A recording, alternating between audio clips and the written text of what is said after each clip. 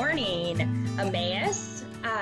We are very excited to have a special guest with us this morning. I'm Reverend Kristen McBrayer, the Senior Minister of Emmaus United Church of Christ, and today I've had the chance to sit down with Katie Beard, our Director of Faith Formation, to learn a little bit more about her plans for fall.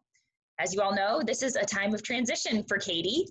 We're sad to see her go, but excited to hear. So, Katie, after just a year back from Iceland, you're ready for your next adventure. Can you tell us where you're headed? Yeah, so my family and I, pandemic willing, of course, are headed to Oxford University in the United Kingdom, where I'll be pursuing a DPhil in Old Norse with the Faculty of English at the University of Oxford. Yeah. Wow, how exciting.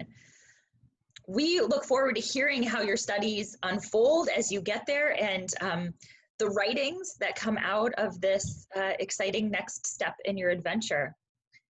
As you think back to this year that you've had on staff at Emmaus, what was your biggest challenge? So I think it'll be the biggest challenge of many of us on staff and otherwise, the pandemic, the coronavirus, not being able to see our children, not being able to be in fellowship with the fellow congregants in adult ed, and not being able to see the youth group in person. That's been the hardest thing. But it also has been a place where we've grown too, where we've come together in new ways and gotten more creative. Yeah, it was the most challenging, but it also brought about some really meaningful connections.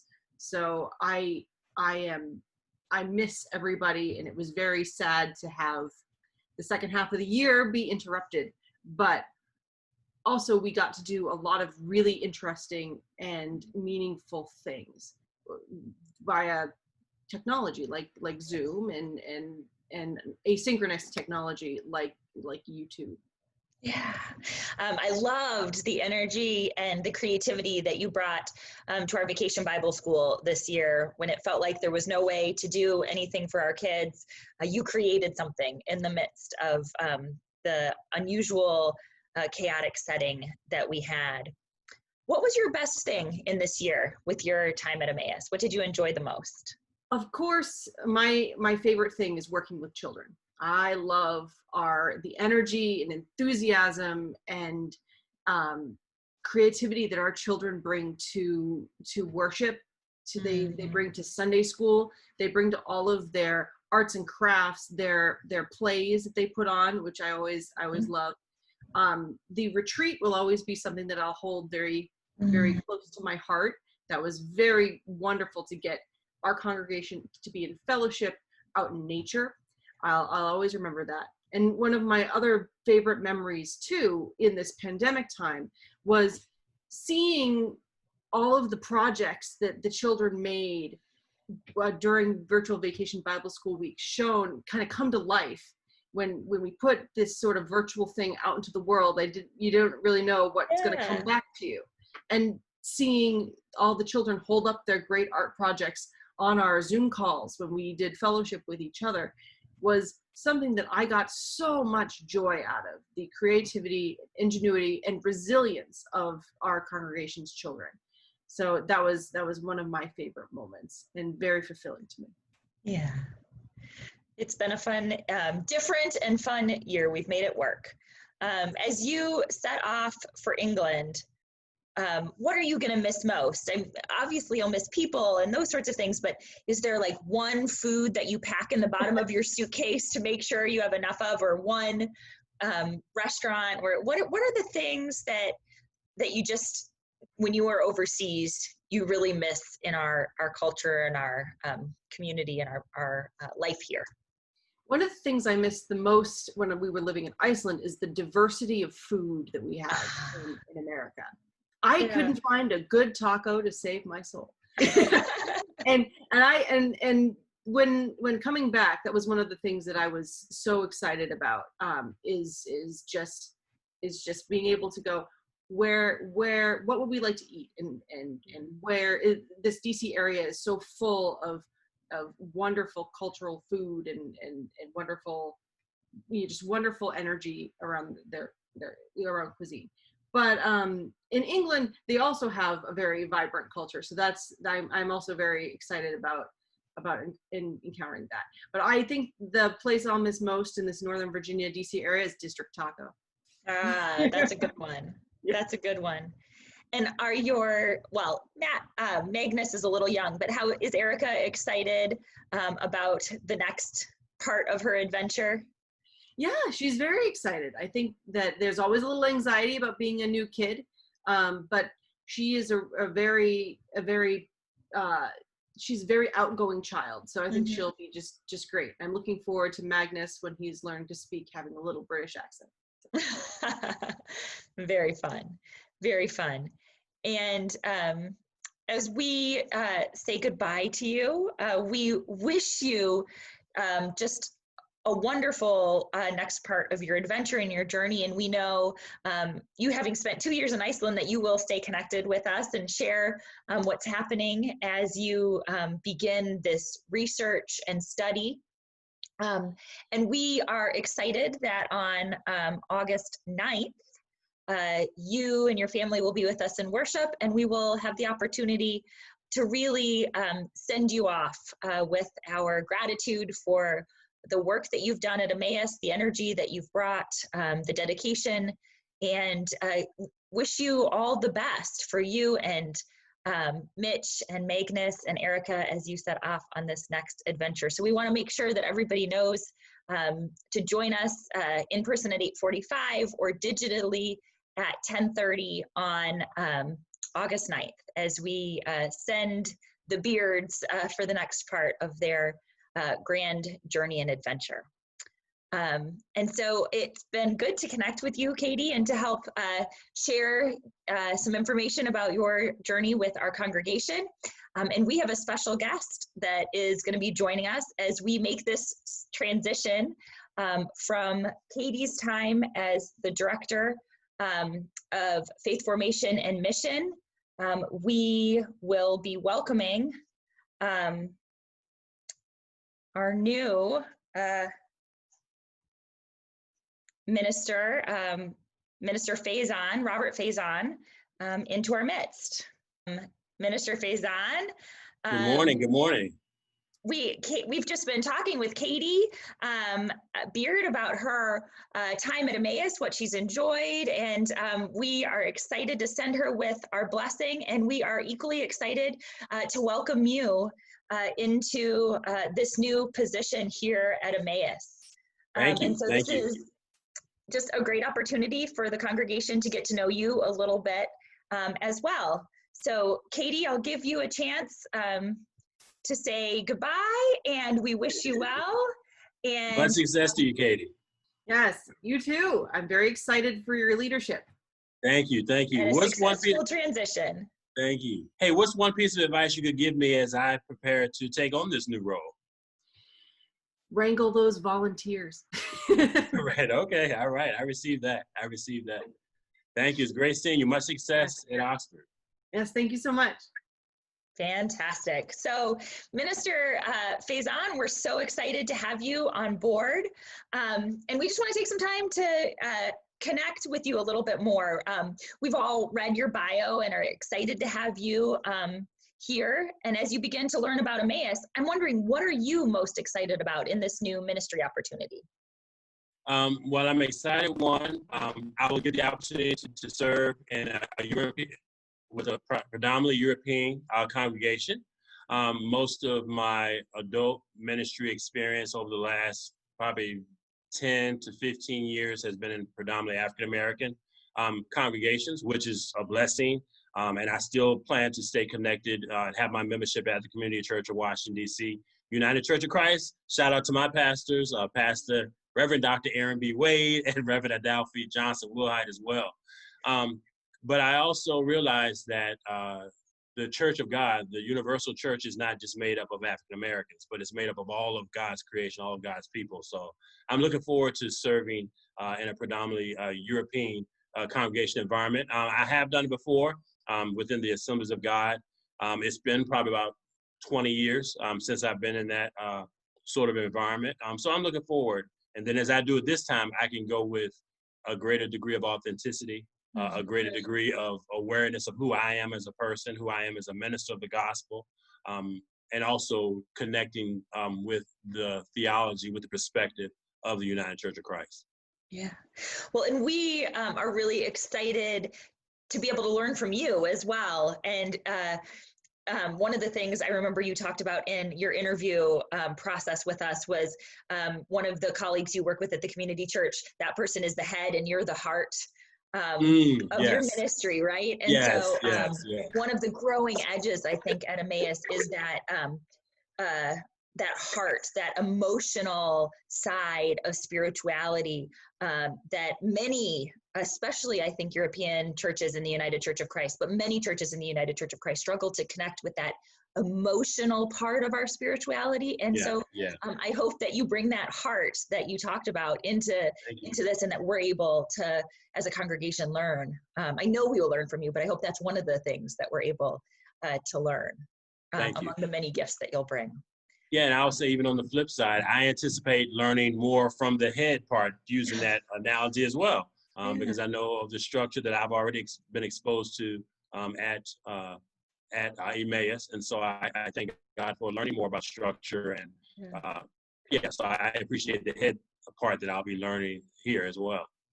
We'll bring it all together and learn from each other. Exactly. So outside of your dedication to Christ and living into your call in ministry, how do you spend your time? What do you enjoy doing? Help us get to know the you behind the minister. Right. I love water. I love water. Anytime I could be at a swimming pool, anytime I could be laid out on the beach, I just love water. I love being outside as well. I love to go camping, though I don't get the opportunity to do it as often now as I used to. Anything related to being outdoors, I love nature. I love being outside. I love beach volleyball as well. I don't follow football and basketball and all of those sports as much, but I definitely will be one if I see a volleyball net up somewhere, that I will definitely involve myself in that. Nice. I like to read a lot as well. I'm a big James Patterson fan. I'm especially like his Alex Cross series, which actually is about an African-American detective, and most of the backdrop is here in Washington, D.C. So it's kind of neat to read his stories and hear about the D.C. landmarks that he mentions in his stories. And I like to spend time with family and friends as well. I'm one of those persons that likes to socialize. I also like to spend time with my partner as well. As I've gotten older and as my sons have gotten older, I have more opportunity to travel. So I've gotten to be a person that likes to travel more as well. And I think I'm a lifelong learner as well. So I'm always, I always welcome the opportunity to learn more as well. Fantastic. Well, Katie Beard highlighted one of her favorite things at her time at Emmaus was our fall retreat that unfortunately with Corona has been canceled this year, but we'll look forward to in fall 2021. And every time we go, there's a big volleyball net. A whole lot of kids that will be out there, anything ball related. There's usually a football game, a soccer game, a volleyball game. Last year it was Gaga Ball. I don't know if you know that one. I don't even know what that is. I'm not even sure where it came from, but it's a big, I think, octagonal wooden structure about waist high, and you have to hit the ball and try to knock it into somebody, and if you get hit with the ball, you're out. They play it all the time at schools now. It's the new thing. Oh, okay. Well, I'm willing to learn. The kids are going to be in the middle of it with you. So volleyball, they'll be right there. Yes, I love it. And I will get them going, and they will find out I can play volleyball very well. Nice. We've learned a lot about your professional experience, some of your passions. Tell us a little bit about your family. Where did you grow up? Are you a native to this area? No, I was actually born and raised in Richmond, Virginia. So I grew up there, and then from Richmond, Virginia, I actually went to college to get my bachelor's degree from James Madison University, which is in Harrisonburg, Virginia, which is about an hour from Charlottesville, for those that may not be familiar with Harrisonburg. I actually got married while I was in college. From that marriage came two glorious sons who I love dearly with all of my heart. And while my wife at the time and I are no longer together, we still are very adamant and very active in the raising of our sons as well. So we made a commitment that we would always be amicable if nothing else, for the sake of our sons, because we Yeah. believe the importance of having both the mother and the father involved in their lives. And that's always been the case for the 20 plus years that we've had them in our lives. I'm actually adopted as well. I actually was put up for adoption at birth because when I was born, it was a stigma for an unwed mother to have a child. And my mother actually was in college at the time. And so it was decided by the family that it'd be better to place me up for adoption to remove any stigma, and then also so that she could continue her education. Right. We actually reconnected as adults. So as Wow. my wife and I prepared to have our two sons, we wanted to make sure there weren't any, genetic concerns that we need to be aware of. So I found my birth mother and my birth father. So Wow. what I like to see, yeah. So what I like to say, I have 2 daddies and 3 mommies. I have There you my go. adopted father, my birth Yeah. father. I have my adopted mother. I have my birth mother, and my adopted mother transitioned to probably 20 years ago now. So my adopted father has since remarried. So now I have a new mother in that way. So 2 Wow. daddies and 3 mommies. So I have a very active life, but I have connections with almost all of them too, even to this day. So I thank And God they, for the family. yeah, that's a fabulous, wonderful story. Thank you for sharing that to help us get to know you. And that is a rich family surrounded with people that it just shows that more people to love one another, Yes. right? Yes, Fantastic. definitely. So you've been in Virginia, DC, Maryland area, Richmond, throughout your life. And where do your Yes. sons live now? Are they local, or have they gone Well, far and wide? Sure. My older son, who's 23 now, Darius, shout out to him. So he is a graduate of Drexel University. He majored in film and video, and so he's pursuing a career in film and video. But right now, he's actually serving as a lead computer technician at a customer service desk for a company in Philadelphia. Okay. So he actually found the position Nice. after he graduated from college and decided he wanted to stay in Philadelphia, make it on his own. Very proud of him and his accomplishments. Yeah. My younger son is 21. His name is Joshua, who I want to shout out as well. He is actually a rising junior at the University of Maryland, College Park. Okay, so he's a little bit local. Yeah, he's local, yeah. And actually, of course, with the virus and stuff going on right now, he's actually staying at home now in Bowie with his mom. Yeah. Okay. So, yeah, it's a hard time to be those young adults trying to figure out their way in the world. It's a hard time for lots of people, but I especially think that age, which is so social when you're in college, late high school, man, tough. Yeah, and with Joshua, he's actually a music major, so he actually is an oboist, and so he's missing the opportunity to play. Of course he is. With his musician mates, because of course they can't. They've actually worked out some ways, like all of us have. They worked out ways to connect through technology. He actually did his final exam. He had to record a piece as part of his final exam for one of his classes last semester. So they're making it work, but again, he does miss being in the presence of his fellow musicians to play the oboe and the other wind instruments together. Yeah. Wow. Well, that's a great transition. Talking about music, what's your favorite hymn? What music? I don't think I have a particular hymn that stands out. I have a number that I know of. I grew up on hymns because I grew up in the Baptist tradition, which is very strong with hymns. Ones that really come to mind, Great Is Thy Faithfulness is one that sticks out in my mind as a good one. And I just all of the hymns kind of stick out to me. That one is one that kind of Great Is Thy Faithfulness. Rough times, yeah. So I'm into contemporary. I'm into Hosanna, praise and worship, integrity music. So I'm open to a lot of different genres. And of course, my music interest is not limited to the gospel music. I listen to secular music as well. I like Quiet Storm, R&B. I'm a very, very big Luther Vandross fan, Patti LaBelle fan, Anita Baker fan. So Jill Scott. So Angie Stone, stuff like that as well. So. One of the things that we've learned at Emmaus, we did some worship surveys over the last year to try to learn what connected people most with the holy. And what we discovered is that we had a little bit of everything. There were some people that wanted traditional hymns all the time, the older the better. There were some that wanted really new cutting edge contemporary stuff. There were some that wanted more folk kind of style, Mm-hmm, a mm-hmm. little bit of everything. And so we try to meet people where they are and bring a little bit of everything into services over the course of a month or so. But it's fascinating to see what pieces connect, and sometimes it's a whole variety.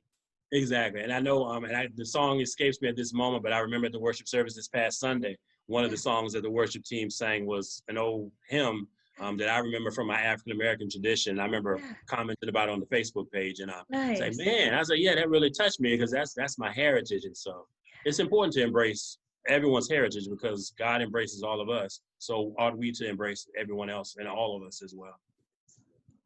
Yeah.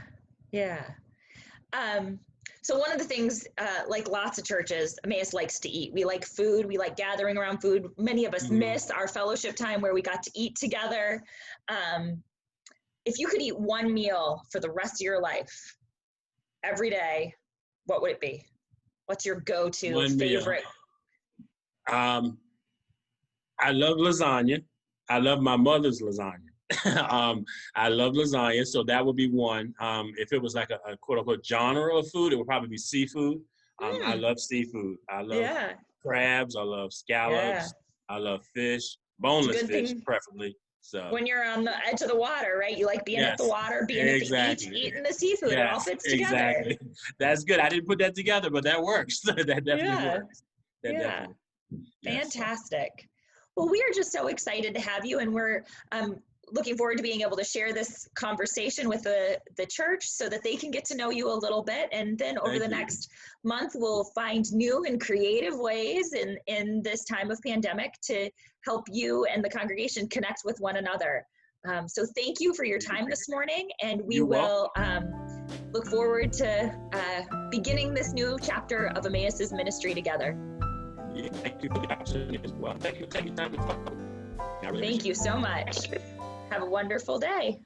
Thank you. You too. Bye-bye.